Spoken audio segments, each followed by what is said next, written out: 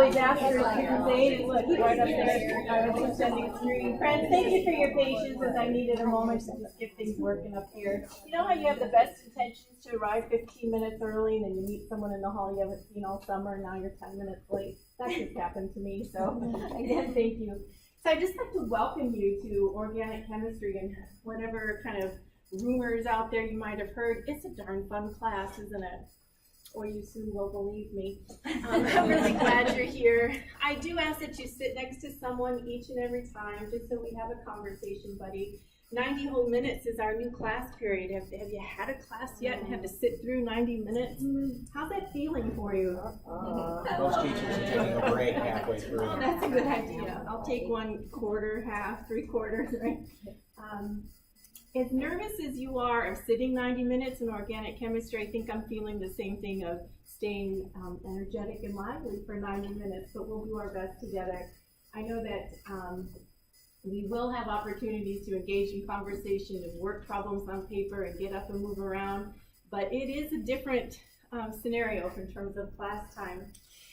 Let's begin just a little bit about explaining who I am, explaining what the course is about. And I know that you're like traditionally a quote syllabus day on the first day, but we really do have some lessons to engage in as well. So I'll be brief as I ramble on and on and on about myself and just quickly share some experiences. This was my 35th get up for first day of school as a teacher. 35, and I know I don't look it. Yeah, that was a joke. But I still it's just nervous. Like last night, I didn't sleep well. This is my first class of the new term. I didn't have any face-to-face yesterday. So I don't know if you still get a little anxious about first day of school, or if you have kids you're sending off first day of school. It's still kind of an exciting time in our house. This is my teaching experience. I view myself as a teacher. For 30 years, I taught at the high school level at Reese Puffer in Muskegon, Michigan. I'm a native Michigander. I have some experience in the university level with online learning. Still have what I call my little moonlighting jobs going on in terms of adjunct positions for Thomas Edison out of New Jersey, Michigan Virtual out of Michigan, and I also work for Life University, which is out of Atlanta, Georgia. My full-time position is here at USM as a chemistry instructor. So my 5th year here at the Gulf Park campus, even though I still feel brand new, perhaps you do as well, still figuring things out.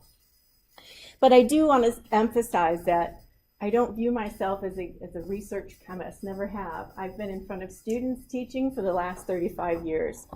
So like it or not, that's my experience is with instruction, not so much the research end.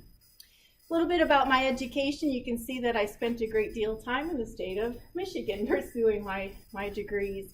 The master's and specialist came from a place called Central Michigan University. That's in a little town called Mount Pleasant. I know that anyone familiar with Michigan holds up their map by showing their hand, and that's right the center of the state.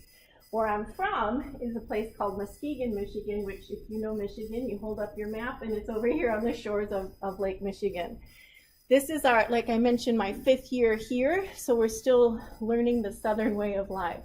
I understand that you all have an accent. I don't. So just so you know. A little bit about me. You can see some pictures. That's my high school classroom. I look quite young there. That's my son. He's actually turning 30 years old. He works in Detroit, Michigan for the Blue Cross Blue Shield Corporation in a field called bioinformatics. Never heard of it till he graduated in bioinformatics. Some things that we enjoy doing. Oh, that's my husband, Paul. He is a fully retired. He was in, I guess his last job was a superintendent in the District of Ionia in Michigan. So he started out in construction management, moved into teaching, moved into administration, kind of ended in the superintendent's office. We enjoy sailing in the summer. That's a nice picture of our boat. That's in Lake Michigan where the boat is kept. That skiing in the wintertime, it's always fun to see how many of you have been downhill skiing or have seen snow, but last winter we had snow here. So, and then of course those are my true babies, the true loves of my life. That is Dash and Daisy, right? So just a little snapshot of my life. I engaged you in conversation already with someone nearby because I was having a little glitch. So this conversation time, I know that we've managed to accomplish. What did you learn about the person nearby? Did you share something that we would know or wouldn't know just by looking at you? So when I say terms of conversation buddy, it is a research instructional strategy that's proven to gain mastery for objectives by just talking about what we've been talking about. I have some really old friends in the classroom that have been through years of Miss Hanson's lectures, and I have some brand new friends that I've yet to even say hello to. So my teaching style may be different for you, but we do a lot of turn to your neighbor and just talk. And it's a proven strategy that just taking a mental break from listening to me and just having your neighbor say it in a different way truly deepens the learning. So that's what we're working on when I say turn to your friends and just talk. I do want you to know that your success is critically important to me. I'm here to support your learning, and I'll do so in multiple ways. One of the things that I'm doing right now is recording myself. I'm recording the screen and my sound to upload so that you can go back and listen to any lecture or look at my notes as you'd like to. So when you see a little microphone, it's going to take me some time to render at the end of the lesson. So look for the uploaded lectures, I would say within a day or two, depending upon how long the videos end up being. So I do a lot of writing, so we'll be able to screen capture and we'll be able to have the audio as well. Feel free to fast forward. Feel free to turn the audio off. Feel free to use it or not, but it will be something that I supply for you. One of the other things, and I know I closed out, that I wanted to make sure that you had access to is your Canvas course. Have you had a chance to log on to Canvas and kind of take a look around? What I wanted to share is some of those resources for you, and in terms of our correct course, just some of the things that I want you to have access to as we're going through a lesson. So this looks like our home page. Notice that there is a course syllabus that I'll ask you to look through. There is a syllabus quiz that you have to input, an electronic quiz. I'd say 3/4 of you in this room have already looked at it, and some of you have already submitted, so I can kind of track that. But it is something I want you to go in and kind of become familiar with. One of the things that some students find quite helpful is during the lecture to kind of follow along what slides that I'm using.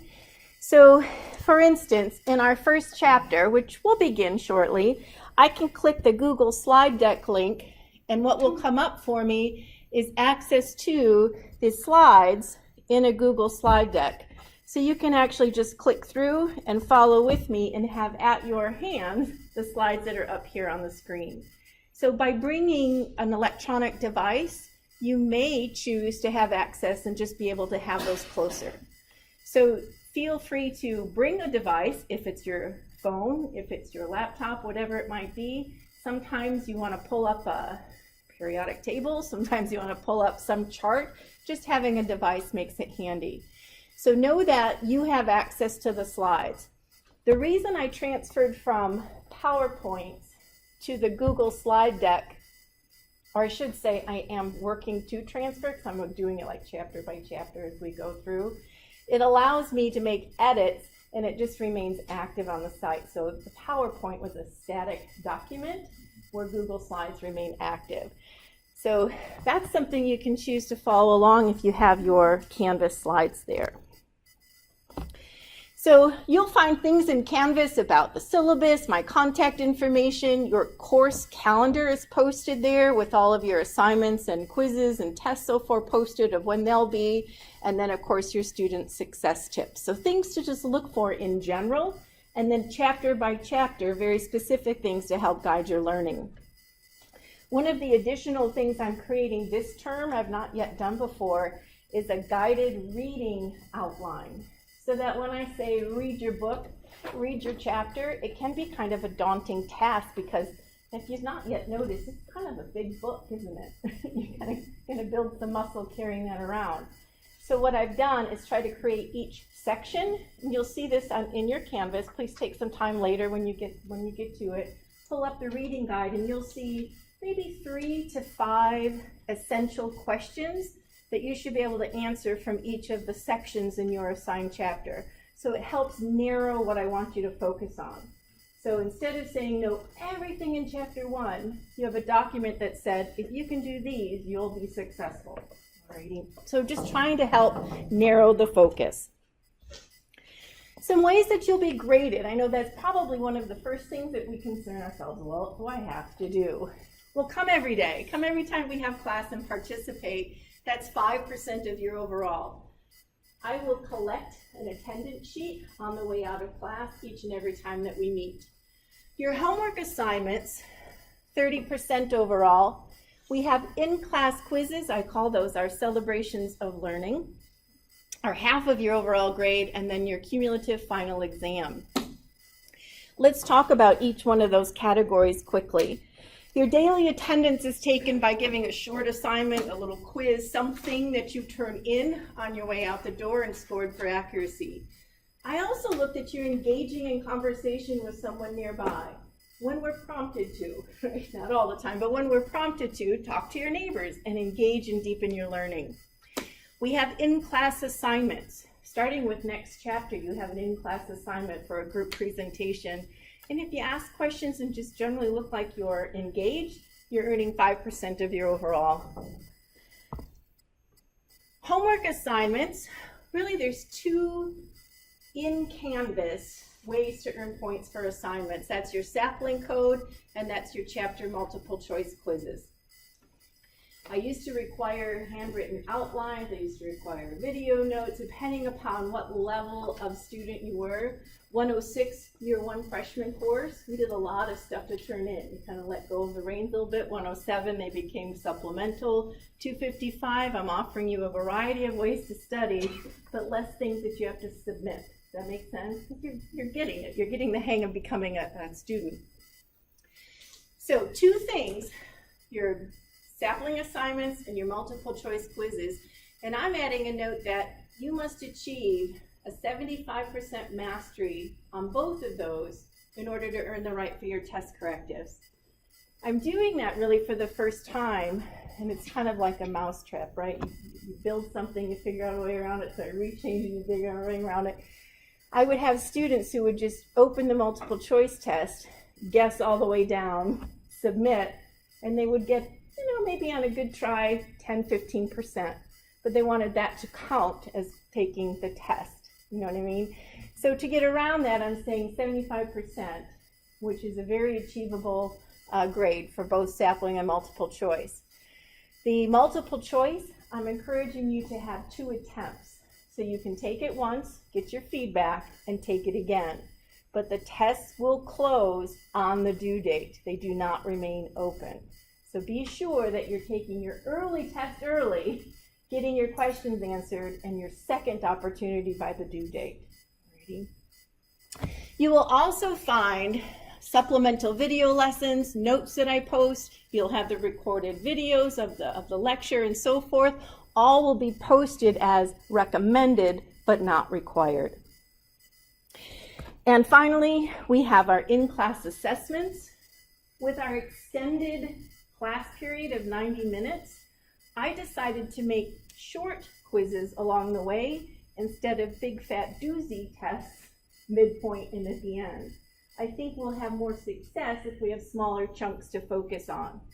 So I'm calling them quizzes instead of tests. Celebration of learning is a general term for any of them, right?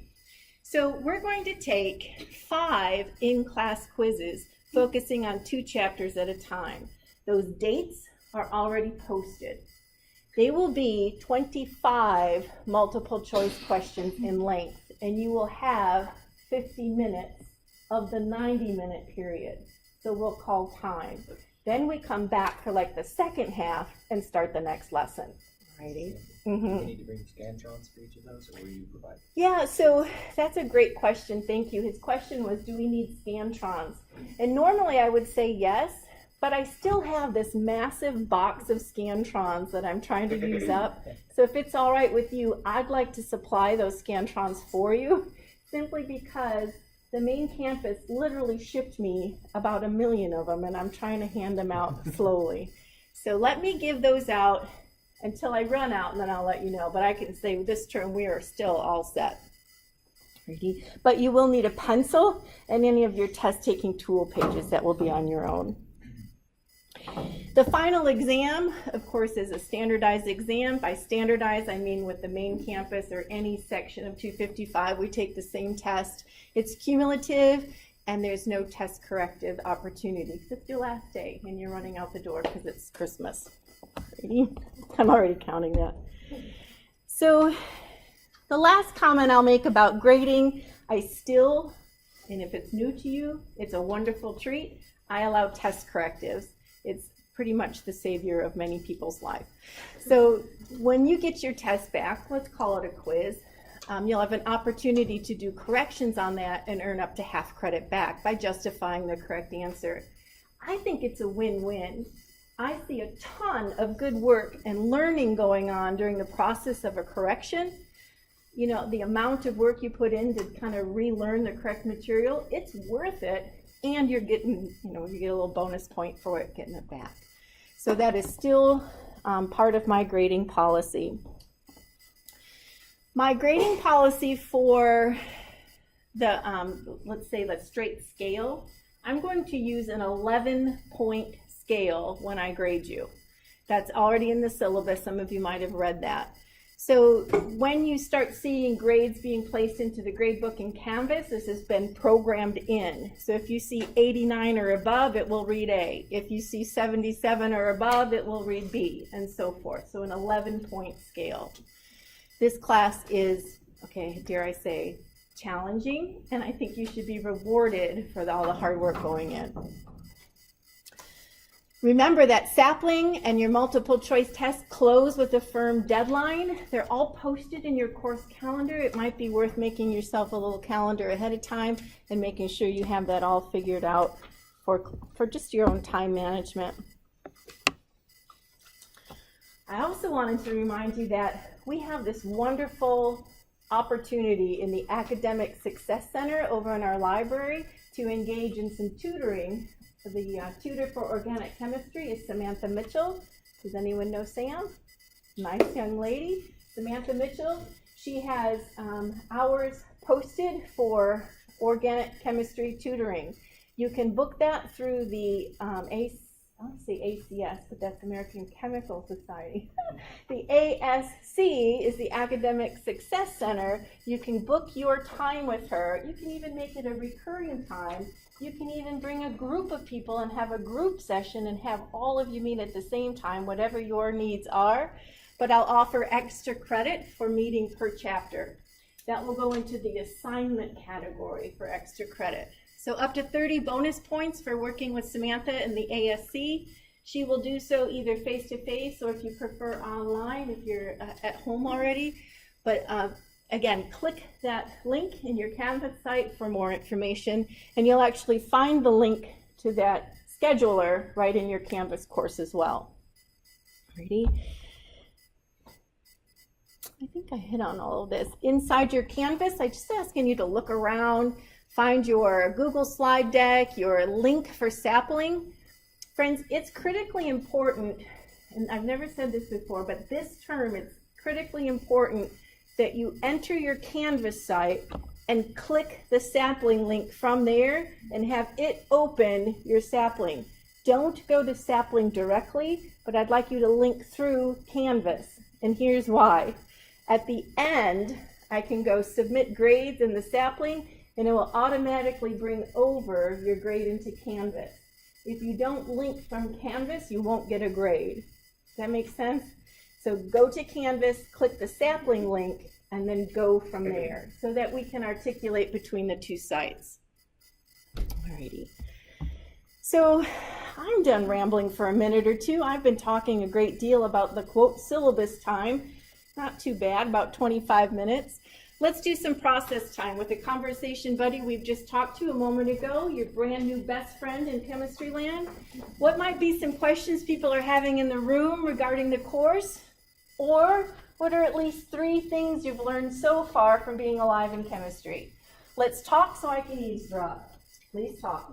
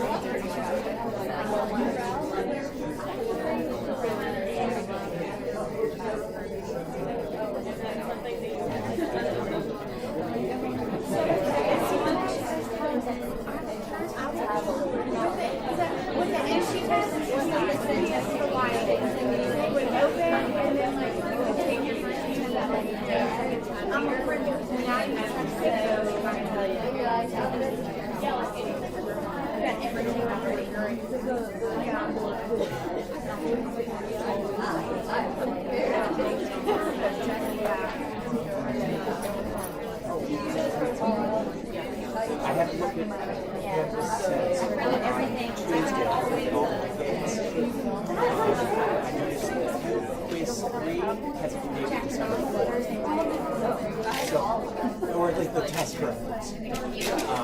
Every other one is one week after. So I figured it was.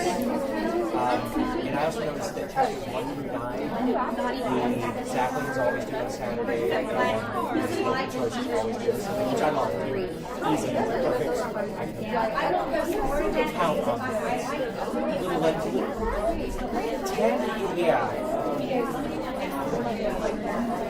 It's not. I figured it was probably pretty close to being.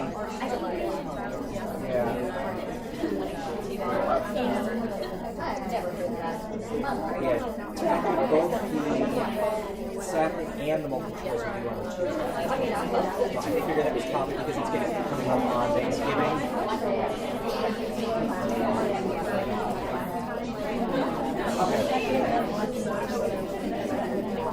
Okay.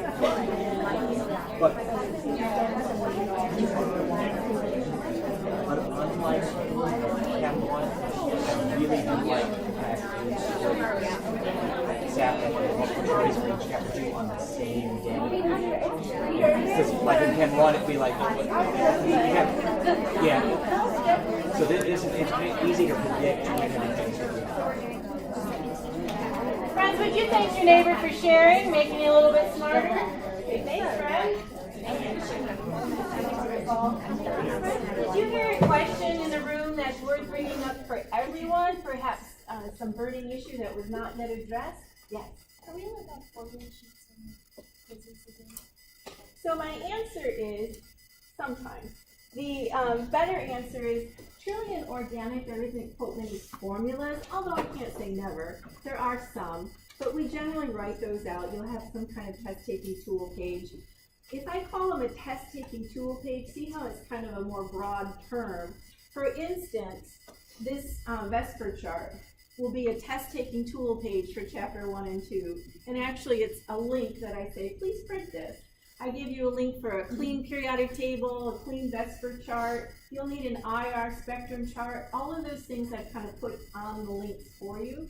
So if I provide it as a test-taking tool page, absolutely. But I'm not allowing a bunch of handwritten notes to come in on quiz day, because that's just too open. And it slows you down, really, when you start looking things up. So if it's an approved test-taking tool page, yes. Great question. Yes? Are we going to need that model kit? Yes. The model kit. The question is, do we need one? And my answer is, it really is helpful to have one. There you go. Specifically, I tend to bring mine down and we build molecules together. Chapter 5, I couldn't have done without a model kit because it's all about spatial orientation. And if you're at all like me, I can't look at a piece of paper and imagine that little molecule spinning in all directions and seeing bond angles and how things interact. My mind doesn't work that way. But if I hold it in my hand and I can see the molecule, I'm better able to describe it. Now, I have, I want to say maybe 10 or 11 model kits upstairs in the lab that sometimes I wheel down for lecture because I'm in the same building, it works well. But I have 10 or 11, so if you have a little model kit, it may be helpful to just bring that with. Yes. I might not be the only one with this problem, but my sapling and my model kit were put on backwards. Okay, and I imagine you're not the only one. So let's say, keep me posted, because it's not your fault that they're on back order, and you have to be willing to be flexible for that.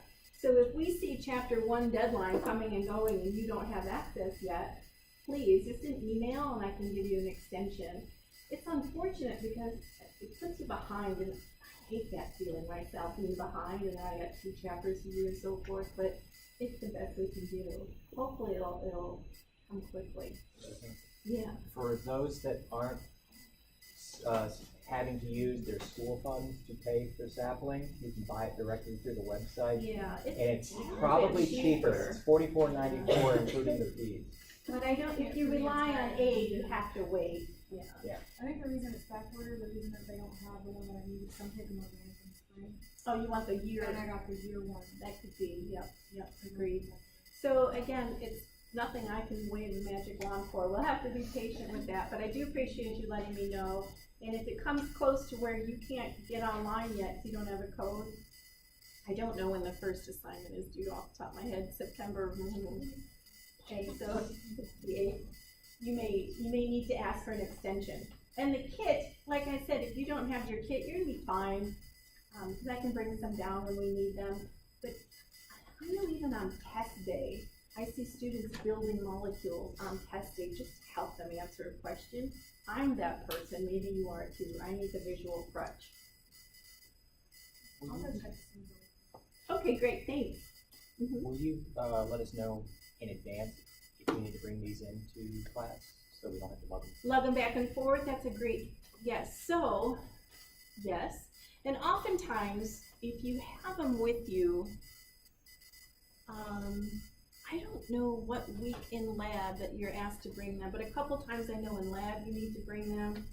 Maybe just keep them in your car, Okay. or something like that. But yes, I'll do my best to say, go get your kit. And I forgot to tell you the day before or something, but I'll try that. I can say I'll try my best. Good. What else is on your mind? How was summer? At least you smiled. All right. Well, shall we begin? Did you hear that? The joy that came out of you when I said, let's begin? It's like almost there. So when you Google image search organic chemistry meme, that's what I did. You start to see these little interspersed, make you at least smile or go, oh, there she's at it again.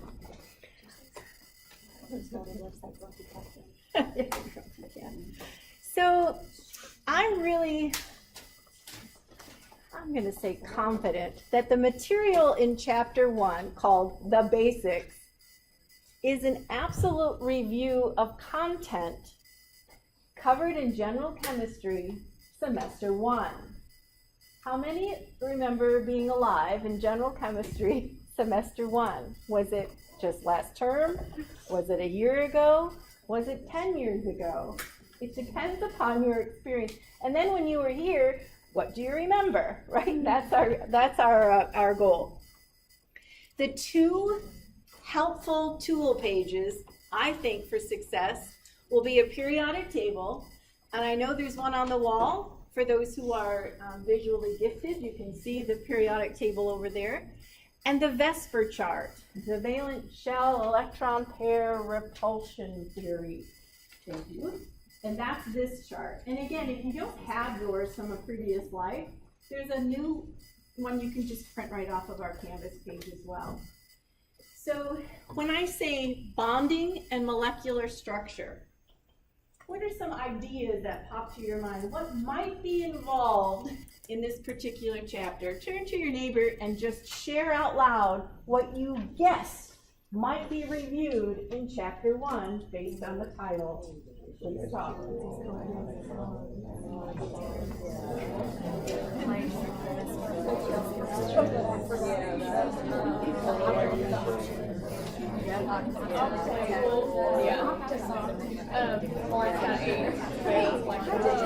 you have to go around one.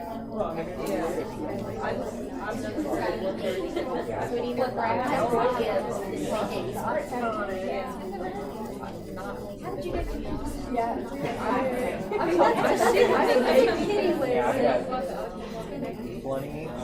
So what's interesting, and friends, I didn't make it to the back corner, so this is just television. But I overheard some things up here. I heard people start to talk about the octet rule. I heard about bonding. Someone say ionic and covalent. Those are pretty cool words. And I also heard, I mean, this was like way cool. Things like dispersion forces, hydrogen bonding, van der Waals, all of those words that I don't even know if I know yet. Those are in part chapter 2, some of those intermolecular attractions. So kind of a forecast of both I overheard. Molecular structure, I heard just because I said the word Vesper. What is the three-dimensional shape of a molecule? But when we go through that, our focus will be the following. What kinds of atoms make up organic molecules?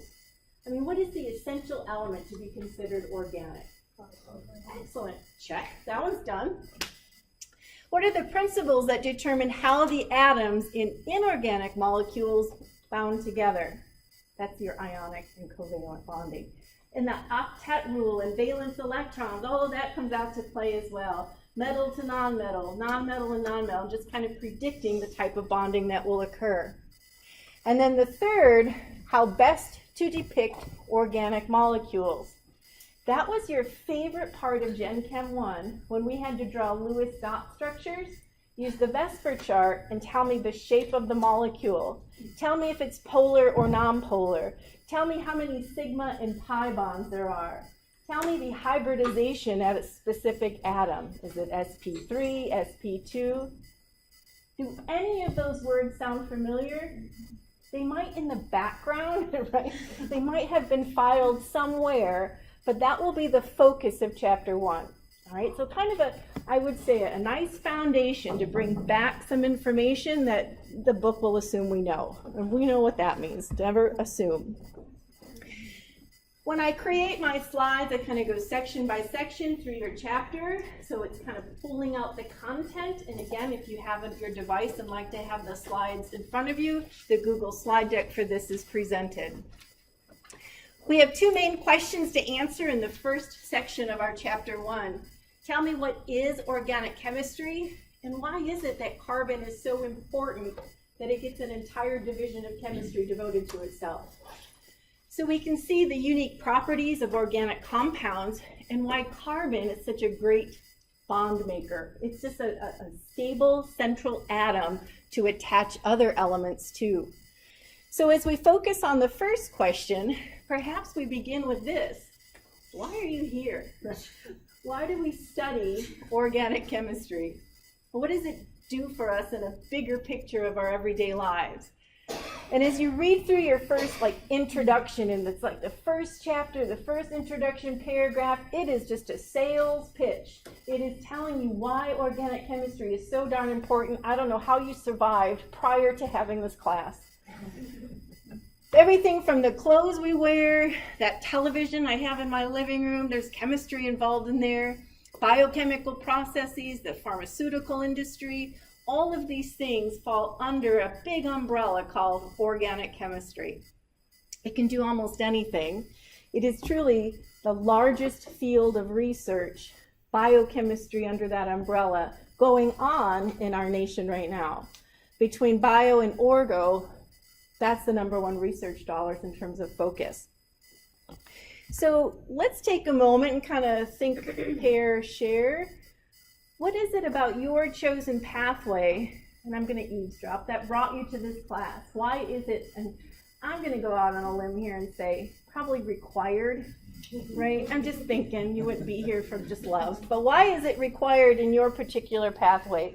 Share your thoughts about how you'll use Orgo in your future career. What do you think?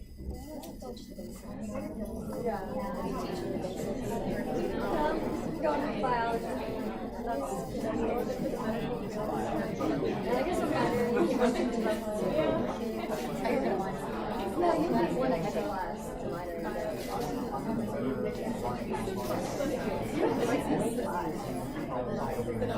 I mean, it's just take it.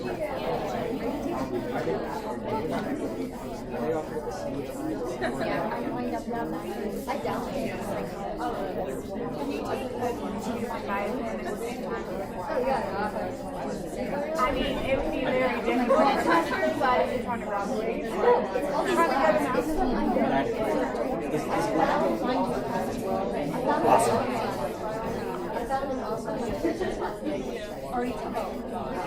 Yeah, okay, that sounds like I found it.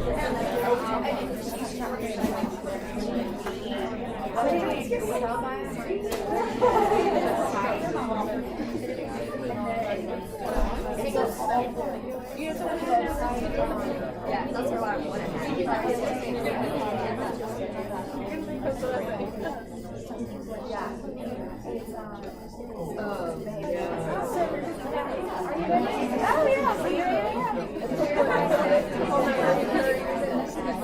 I'll be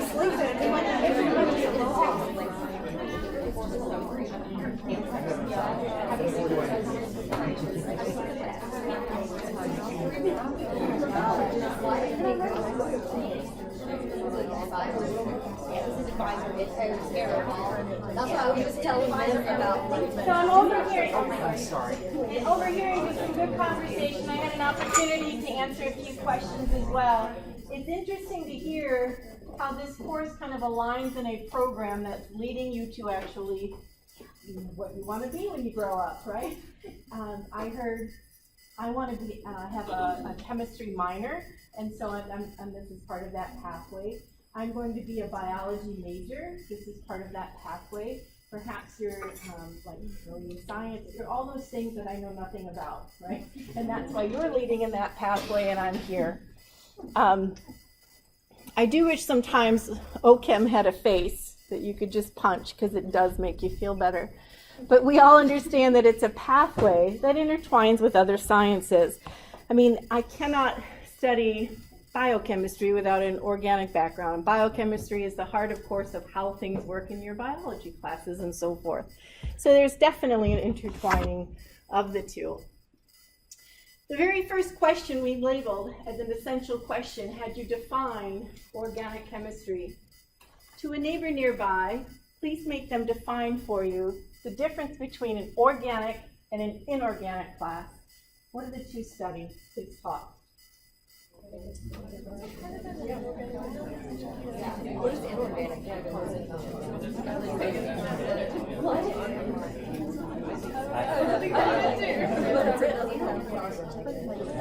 So when I said inorganic, you kind of wrinkled your nose, but that's really what you took as a general chemistry class. That was inorganic series.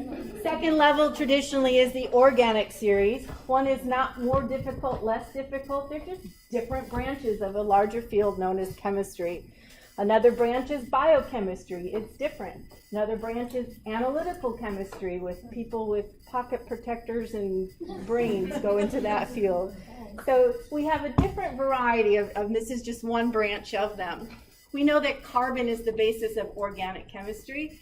Carbon is an important atom because it has 4 valence electrons, has the ability to form 4 very strong, stable bonds. If it does not contain carbon, we know that it's considered to be inorganic. But I have to tell you that that's kind of like mostly true, not necessarily always true. For example, if I were to write a molecule such as CO2, how would you define that? Organic or inorganic? I might be tempted to say it's organic because it has carbon, and yet it's weird because it's not. It's considered an inorganic molecule. It's a byproduct of a metabolic process. So there's just a little gray area. I have a molecule called hydrocyanic acid, cyanide, that carbon. Is that organic or inorganic? Yeah, no, it's got some H's and some C's. I'm going to call that organic. So, in a general way, carbon is the heart of it, although you always find this weird exception to every rule. Carbon compounds, we know, are the central backbone of any organic molecule. It's the reasons that living organisms can exist. Because of these compounds, we see very stable bonds between carbon and hydrogen. We can make a simple hydrocarbon with all H's called methane. We see another element, nitrogen, in the amine and amide families, oxygen, phosphorus, sulfur, chlorine, or any halogen for that matter. So we see other elements. It's not just backbones of carbons, but they have to fill the octet for that carbon. Carbon is the central unit of an organic molecule. You'll see other elements attached in the organic molecule, and these are the ones that are most likely to appear. So what is it about carbon that makes it so important? Number one is its ability to bond. Carbon forms very strong, stable bonds to other carbon atoms, so the C backbone of organic molecules is a very strong bond, very difficult to break that, therefore creates a very stable molecule. Carbon to carbon bonds, very strong, very stable. So in organic chemistry, we start seeing these long, beautiful chains of carbon, and they can form cyclic structures, they can form linear structures, they can branch and still remain very stable. A second reason carbon is so important is it also forms bonds to other elements that are very, very stable, such as hydrogen, nitrogen, oxygen, and sulfur. That gives us this huge diversity of organic molecules. Carbon to carbon, very strong. Carbon to other elements, very strong, creating a compound network that's very stable. We had two questions to answer from our first section. What is organic chemistry and what's so darn important about carbon? There's the answer to what's so important about carbon. Let's take a moment on a piece of paper you're willing to turn in today for your attendance sheet. It can be scrap paper, it can just be pulled out of your notebook, but just generally it's a good habit to have one ready each time you meet. I like to see your full name, first and last, and today's date, so I know what column to put it in the grade book when I enter it. I call it your attendance sheet. Let's write out a thoughtful answer to two questions that were posed at the start of that journey. Define for me organic chemistry. It does not need to be a paragraph.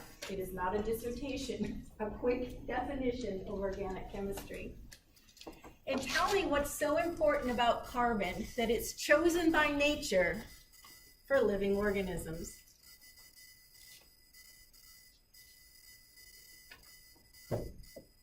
You do not have to write the question, just tell me the answers. We'll take about a minute or two to process and move on. Feel free to steal your neighbor's answer if it's better than yours.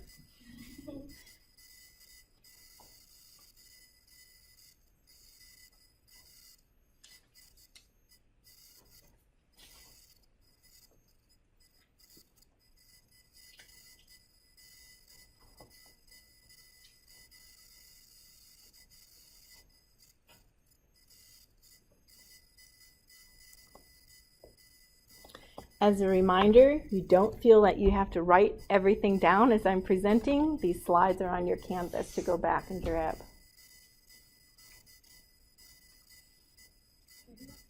You bet. Thank you.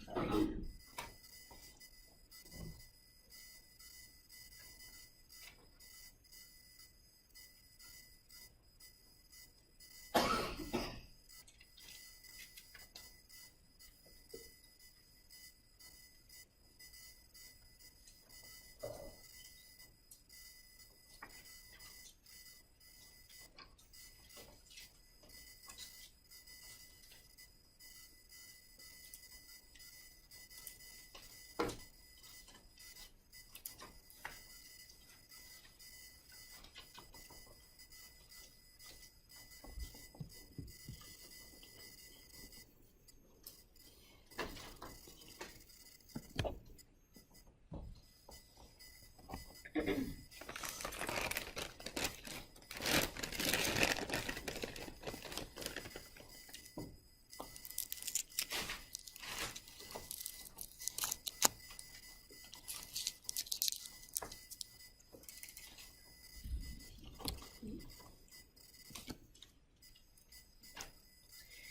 take a next step in our lesson, section 2 of our first chapter.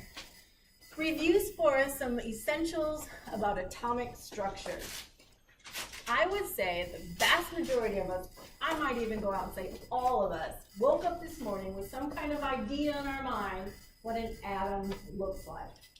Maybe not at the quantum mechanical level, but perhaps at like a solar system level, a nice Bohr model of an atom, as shown for us here on our graphic. These are the questions that we'll try to answer during this part of the lesson. What's the difference between an element and a compound? What are these things known as protons, neutrons, and electrons? Where do those basic particles live and make up an atom? What does that structure look like? What about these vocabulary words called mass number and atomic number? What do they mean? Let's engage in a deep and meaningful conversation with someone nearby and just brainstorm what we remember about these 4 essential questions to bring it back to our memory before we go to the next slide. Talk about what you remember with someone nearby.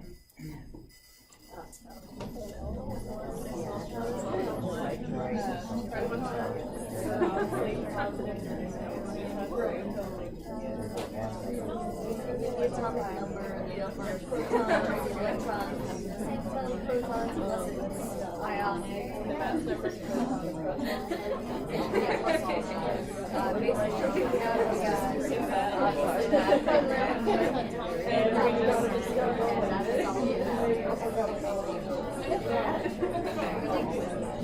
I found a really good video online in Atlanta that, because I was trying to figure out all the shapes of their orbitals. Oh, sure. And it's like, how do they fit together? And it actually was a 3-dimensional, it explained that they're just put one on top of the other, just show them all combined.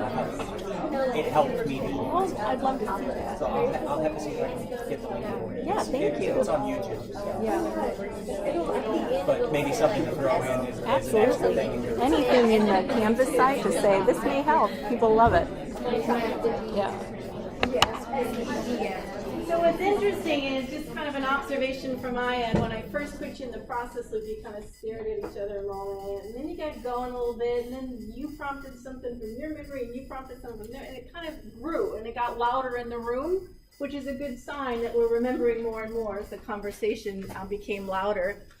I think the answers to everything on this slide I overheard at some point. Let's go through and make sure we have the same understanding. On this slide, we define an element and a compound. On the left side, I define elements, talk all about them, and on the right side, I did the same for a compound.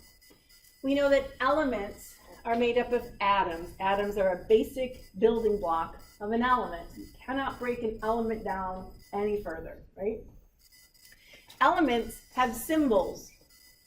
There they are, right, on the periodic table. If I can point to it on the periodic table, it is an element.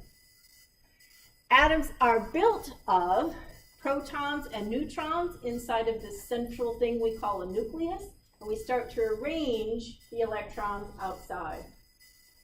That arrangement of electrons is what's most interesting to a chemist, specifically the outermost electron shell. We call those valence electrons because, see, they're the ones that are open for business to form bonds. Forming bonds makes them more stable to achieve all the octet rule. All these things I'm stealing from the front row by eavesdropping. When atoms chemically combine, they form something called a compound. So 2 or more different atoms chemically bound together create a compound.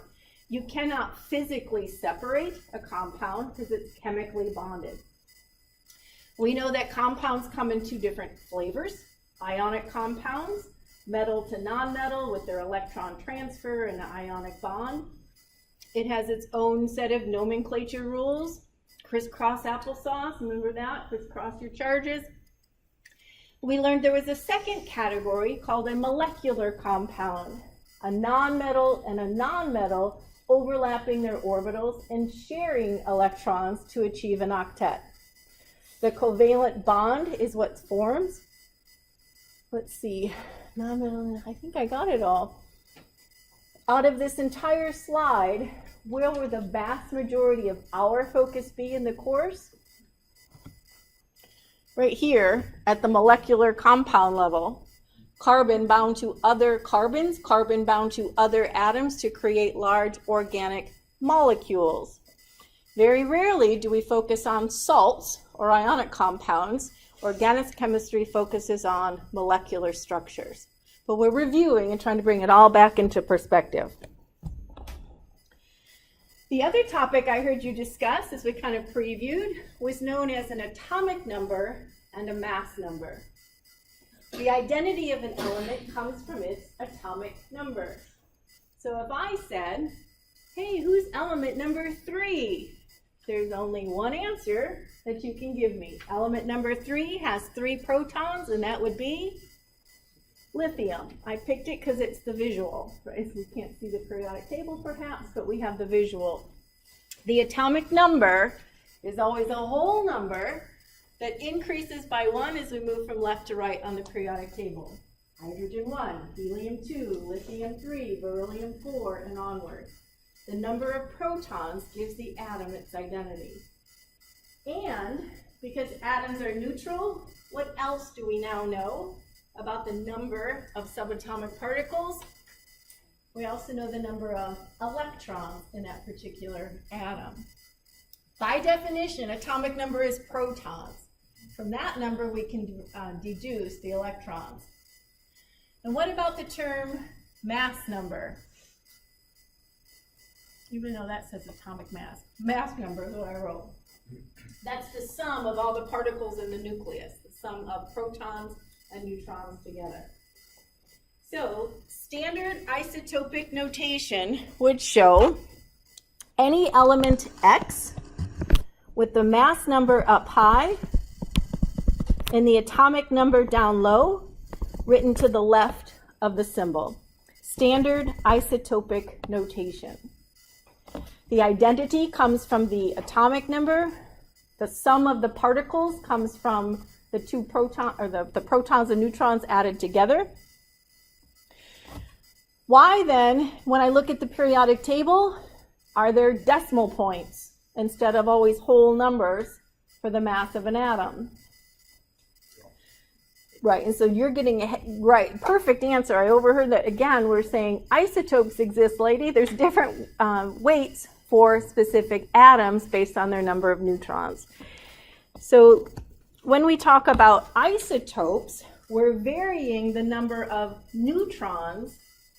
Protons must stay the same, or I've got a different element. Protons are the same, but the neutrons can vary, giving an atom a different mass. And when we average all of those together, we come up with what's known as an atomic mass, and that's what's published on the periodic table. So I'm going to emphasize 2 vocabulary words. I'd like us to know the difference between a mass number and the vocabulary word called atomic mass.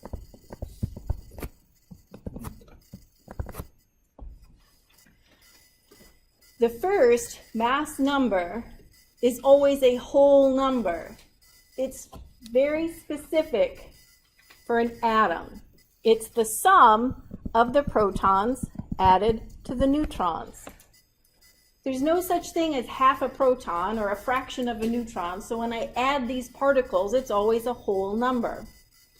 That's the number that you see written as a superscript up high to the left of a symbol. The atomic mass is the average, I have to hook on phonics and try that again, average, there, of all the isotopes together.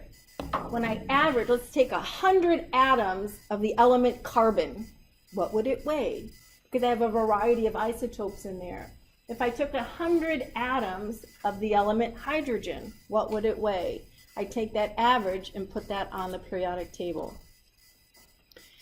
When you read the mass number, let's say for carbon 12, I now know very specifically for carbon 12, there's 6 protons and 6 neutrons, because 6 and 6 is 12. If I look at the mass number for carbon 13, I now know that there's still 6 protons, but 7 neutrons. And carbon 14, which is used for archaeological dig and so forth, carbon 14, 6 protons, because it's still carbon, but now it has 8 neutrons. When I look at the periodic table, it says 12.0111, something like that. There's a decimal point there. That's the atomic mass.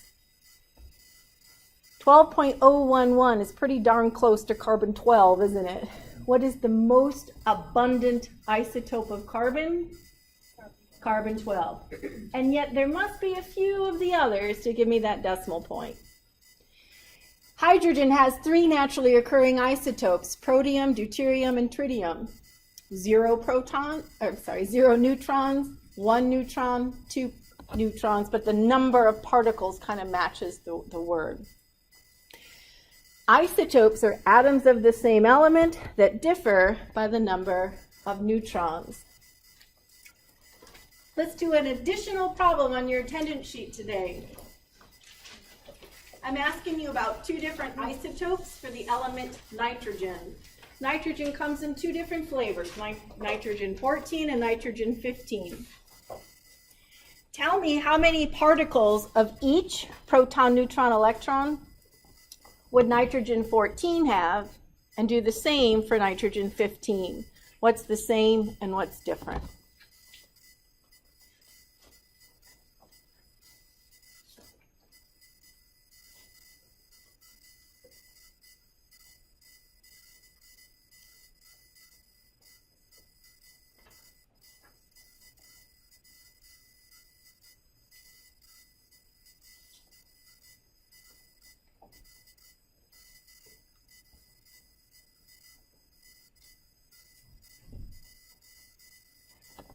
When ready, would you share your answer with people nearby and see if it's the same? Have a conversation if they're not the same.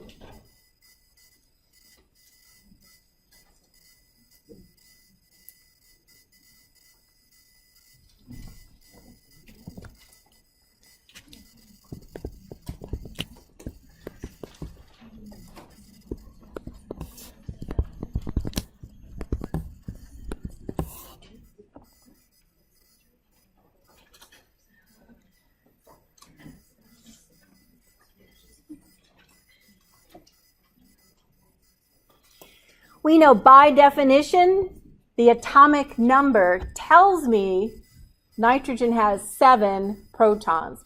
Atomic number written down low, called the subscript to the left. I now know there are 7 protons in each of those 2 isotopes. And because atoms are neutral, no charge, but electrically neutral, that they also have 7 negative electrons. To balance, the charge should be 0. 14 minus 7 tells me there's 7 neutrons. 15 minus 7 tells me there's 8 neutral neutrons.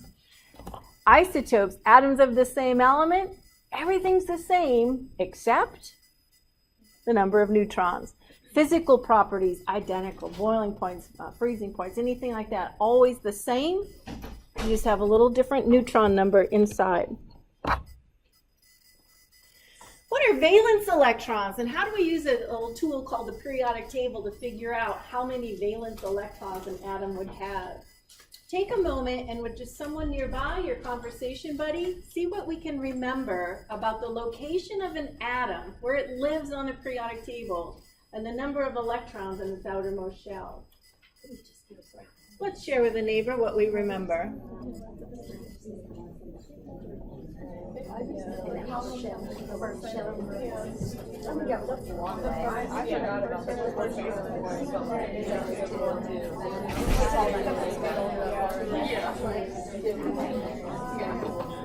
Okay. There's one day in the from there, 2 days for one, all the way down. And that was 3 and 4 or 5. Okay. But also then, So here's my observation from my end. You know how many people are still pointing to that periodic table over there as if it's close enough to see? But it is a good visual. I wish, if you don't have one, and I can't imagine leaving home without one, here's one now, but it will make a nice tool page come just to set nearby. I heard you talk about the column number where they live. Column is called a family or a group number. Represents their valence electrons for something called representative electrons or representative elements. The tall columns, 2 on the left, 6 more on the right, the tall columns, not the shorties in the middle, the transitions, but the tall columns on either side are called the representative elements. And they're called that because they represent the number of valence electrons in their outermost shell. If I live in column 1, this is hydrogen, lithium, sodium, potassium, and on down. I live there for a very specific reason. It's because I have 1 valence electron in the outermost shell. 1s1, 2s1, 3s1, 4s1. What am I saying? S is the sublevel. Does that sound familiar? If I live in group 2A, this is beryllium's family, beryllium, magnesium, calcium on down. I live there because I have 2 valence electrons in the outermost shell, and so forth. There is a periodic trend in recognizing the number of valence electrons. Now, why might we need to know the number of valence electrons? Just to be able to predict bonding patterns. What elements will have to come together to either lose, gain, or share to form a compound? We talked about, well, in general chemistry, if I live in group 1, I'm most likely going to lose 1 electron to achieve a noble gas configuration and form a +1 ion. If I live in group 2, I'm most likely to lose 2 electrons to form a noble gas configuration and form a +2 ion. It's easier to lose 1 than to try to gain 7 to fill an octet. Over here, if I live in the halogen family, fluorine, it has 7 valence electrons. It's most likely to want to gain 1 and form a -1 ion if it forms an ionic compound. But it also allows us to kind of predict how many electrons will have to be shared as well when a nonmetal and nonmetal come together to form a compound. So the purpose of sharing this is kind of bringing back the foundation of predicting what kinds of elements come together to form ionic bonds and what kind of elements come together to form covalent bonds. We also talked about writing these on your test-taking tool page, your periodic table, if you find that helpful. For instance, in my first year chemistry, I wrote on top of column number 1, +1, so that I could remember those are always +1s. And I wrote on top of beryllium column that was a +2. That may be a good test-taking note to write on your blank periodic table if you don't have those already. I guess I had a visual. So anyway, from 0, -1, -2, -3, feel free to add those charges in. Perhaps they're there already from a previous class. This is a sapling question I thought we could tackle together, just something very simple, give you kind of a flavor of what your sapling will look like. Whoops. How many valence electrons for each of these neutral atoms? On your attendance paper, write the elemental symbol and the number of valence electrons for each element. They read carbon, nitrogen, oxygen, bromine, sulfur. The elemental symbol and the number of valence electrons.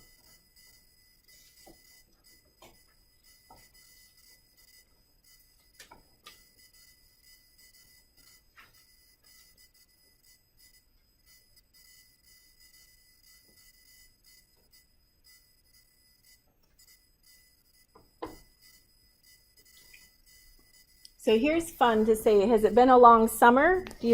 How second nature is this part at least? Is that come easy or not so much yet? Just recognizing the symbols. That just comes with practice, doesn't it? If it's rusty for you, don't worry. It'll come back in an instant. Then it becomes a little scavenger hunt, depending upon your familiarity with the periodic table and where these elements live, in terms of a scavenger hunt of finding them. It may be helpful if I give you just a little. Carbon lives in group 4A. Hint, hint. Nitrogen lives in group 5A, 6A, 7A, and oxygen underneath that lives sulfur. If I help pinpoint what column they're residing in, does this question not become ridiculously easy now? Because didn't I just share the answers? The number of valence electrons matches the group number for the A, the group called the representative elements. So of course carbon with its 4, nitrogen would have 5, oxygen would have 6, 7, and then back to 6 respectively for sulfur. Let's bump it up a notch, even though it isn't asking to do this on sapling, but it's kind of helping us remember things. What would the Lewis dot structure look like for each of these atoms? By Lewis dot, or some kinds they're called electron dot structures. Those are the two vocabs I know, electron dot or Lewis dot or just dot maybe. What would the structures look like? And that's not a random dot there. So just to kind of highlight that, if it's a little rusty, the rules say put one dot around each side first and then go back and give partners. And what that does is kind of open up the kind of predictions for bonding. Carbon we know would place 4 dots, one on each side. That's a great visual to predict how many bonds would carbon like to form. 4. It's got 4 lonely electrons looking for a partner. Here's nitrogen in group 5A. One around each side first, go back and give a partner. That partner could be on any side. When I look at the nitrogen, I can predict what's interesting about it. How many bonds would nitrogen need to form to become stable? 3 bonds, 3 single bonds to give those lonely electrons a partner. Here's oxygen, lives in group 6A. One around each side first, go back and give 2 partners. How many open spots for bonding for oxygen to form a stable compound? 2. Either 2 single bonds or 1 double bond. Like back to nitrogen, it could be 3 single bonds, or it could be 1 triple bond, it could be 1 double and a single. Did I get all the combos? But it's looking to form 3 bonds. Bromine lives in group 7A. It's a halogen. How many open spots for bonding? Just 1. 1 single bond. Any halogen is a single bond. It will never form a double bond. It's unstable that way. And sulfur's story matches that of oxygen. So in this section, when reviewing valence electrons, this was the purpose. We want to know what's interesting about those electrons when we start predicting bonding. Your third section of your chapter reviews what's called the octet rule, and this literally is about a paragraph in the chapter. If you hear the word octet, what number comes to mind? I think 8 as well. Every atom would like to have 8 electrons to achieve a noble gas configuration, except hydrogen and helium, because those don't yet have 8.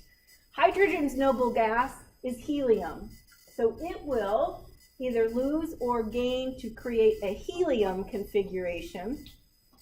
When you look at the trend for the noble gases beyond that, they want to have an octet.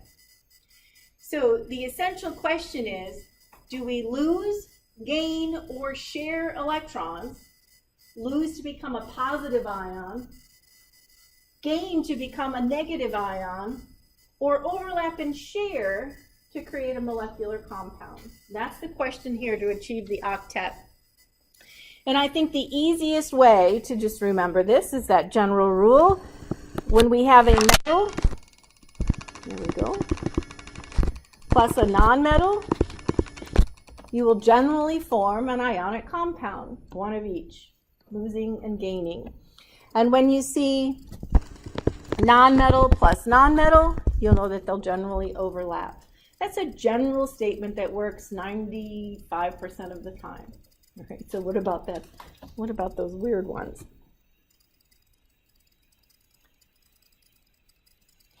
Let's do this. When we think about ionic compounds, we talked about charges and being able to predict how many electrons would be lost or gained. This tool page, and it's a visual you can have access to from your Google slide deck, you may want to write those charges in if you don't have them on your periodic table. Because if we're asked to write an ionic compound formula, we have to remember charges and how to crisscross. I have to tell you, not very often do we write salts, but sometimes as specific reaction reagents, if you will, something we add in to cause a change, we might have to write a salt. Not very often. But we're remembering that when a metal loses, it's called a cation. When a nonmetal gains, it's called an anion. The resulting species, sodium lost an electron, Na+. Chlorine gains an electron, Cl negative. And the number of electrons lost must equal the electrons gained to create an electrically neutral compound. Let me show you a sapling question. That your question, and again, you don't need to write this on your attendance, that's all right, but it's just maybe a conversation piece. You're given the symbol of an atom or an ion on this question on your homework, and you're asked to add dots. Complete the Lewis structures of these atoms by adding electrons. That's the dots, okay? So the first one reads Li. How many dots would we need to add to that symbol to write out a Lewis dot structure? Tell your neighbor. I'm hearing it. Yep, I heard it first, and I thought, well, that was good. But I agree. Lithium lives in group 1A. Friends, would it matter what side I put it on? Nope. Top, bottom, get click hacky, just one. Next door neighbor is sodium, Na. Also 1. Letter C is Na+1. See the charge on that? The +1 means it lost 1 electron. No dots.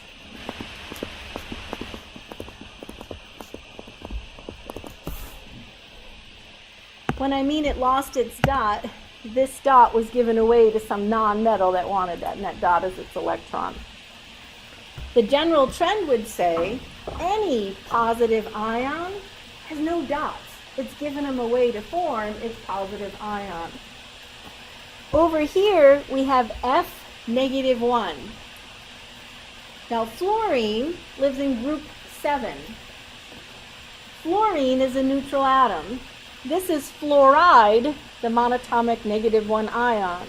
If it had 7 and gained 1, we now have 8 electrons, creating that -1 charge. Any non-metal anion will have 8 dots. Any metal will have no dots when it forms its ion, and that's the idea of crisscrossing charges. So just wanted to make sure you saw that, what do they mean by add electrons? It's with the dots. This is a conversation where, again, this is a screen capture, but you're asked on the sapling to click on anything that is a valid Lewis structure. And when you click on it, it will turn green. So talk to your neighbor and say which ones are correct and which ones aren't and why. Chat about each one for a moment.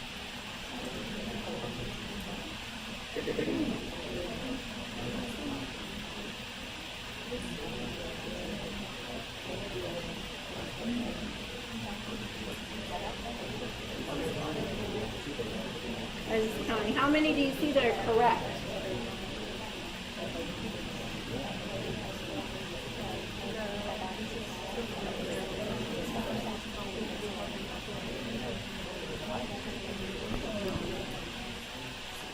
I like this one, do you? Carbon lives in group 4, 4 dots. What about this poor guy? He's missing a dot, isn't he? I like this guy. Those are 6 dots. Oxygen lives in group 6. What's wrong with this picture? Yeah, if it's positive, it's lost 4 electrons. So if it's positive 4, there's no dots. Same story. Oops, I'm not going to circle that one. Same story here. The negative 3 means it should have gained 3 electrons. To be correct, it should have 8 dots around it. And again, with this one, I shouldn't circle it. To check it why it's wrong, it should also have 8 dots. If it had 6 and gained 2, it would now have 8. So sometimes we get alarmed if it says, click all letters correct, and it's like 1 and 2. Don't let it bother you. They're just trying to fool you. There is a tool that we use called an electronegativity difference to predict the type of bond between 2 atoms. An electronegativity difference is a simple subtraction that tells us, is it nonpolar, is it polar covalent, or is it ionic? Those are the 3 categories of bonds. Is it a nonpolar covalent bond? And what I mean by that, equal sharing of a pair of electrons. No atom is stronger or has more of a pull on the shared pair, that the electrons are evenly dispersed between the nuclei of the 2 atoms that are being shared. Nonpolar. We have a second category called polar covalent, which means they're still sharing a pair of electrons, but somebody's got a little tighter grip on the electron density.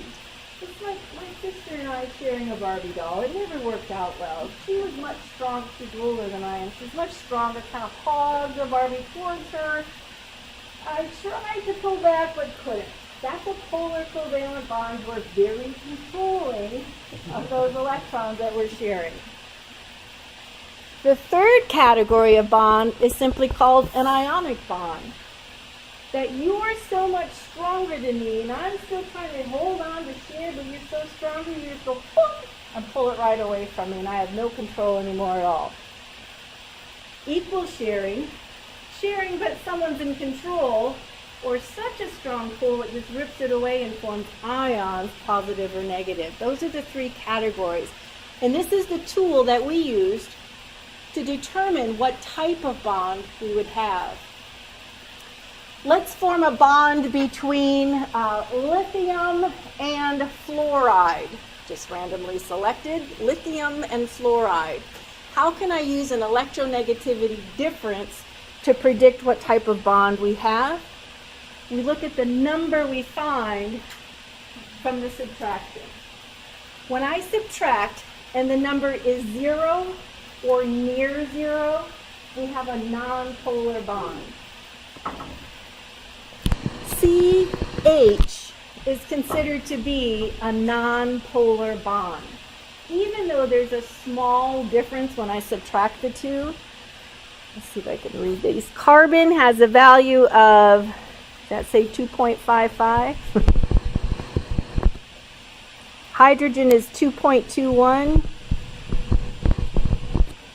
2.20. It might say that actually if I use my glasses down there. Gotcha. It's a significantly small number, like 0.35 or near it, 0.3-ish, I can say with confidence. It's near 0. If you have a significant difference, but not quite 2, it's polar covalent, and anything that you subtract that's greater than 2, it will be an ionic bond. So it's the difference between the electronegativity values that will determine what type of bond it has. The general rule, metal to nonmetal, ionic. Nonmetal to nonmetal, covalent. If we want to know the degree, we use an electronegativity difference. When I subtract sodium from chlorine, we get an electronegativity difference that's greater than 2, ionic bond. That's as simple as it will be. I do not recommend memorizing or even printing an electronegativity chart. I don't think it's necessary because you can answer it this way. Who's the strongest of strong nonmetal? Who can rip an electron towards itself like no other? Fluorine, top right. The most electronegative element, fluorine. Who is the least electronegative element? Indium, right? It's the most active metal, so bottom left. And you see that trend for electronegativity difference, and it's all I need if I'm asked a question, who's more electronegative? Just flip that and say, who is closest to fluorine?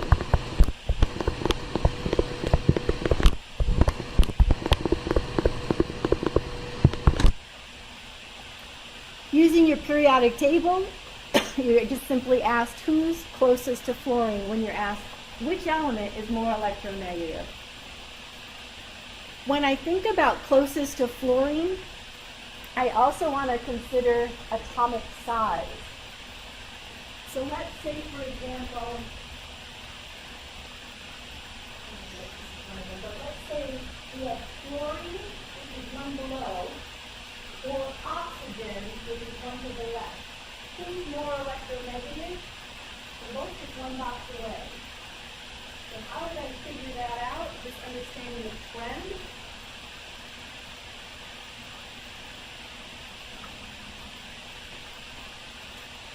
I was waiting for an aha. So let's say what I said, chlorine versus oxygen. Oxygen lives in group 2A, so it has two shells with its valence electrons. There'd be 6 electrons out here. Chlorine lives in group 3A, so it has 3 shells. It's a bigger atom. What is it that's attracting electrons? It's the nucleus, isn't it? The protons are what attract electrons. So here's oxygen with only 2 electron shells covering it. Here's chlorine with 3 electron shells covering it. Whose nucleus is more able to attract negative charges? It's a smaller atom, isn't it? The smaller the atom, the more electronegative it is. So not only do I ask myself the question, who's closest to fluorine? If it's really a tie, ask yourself, who's smaller?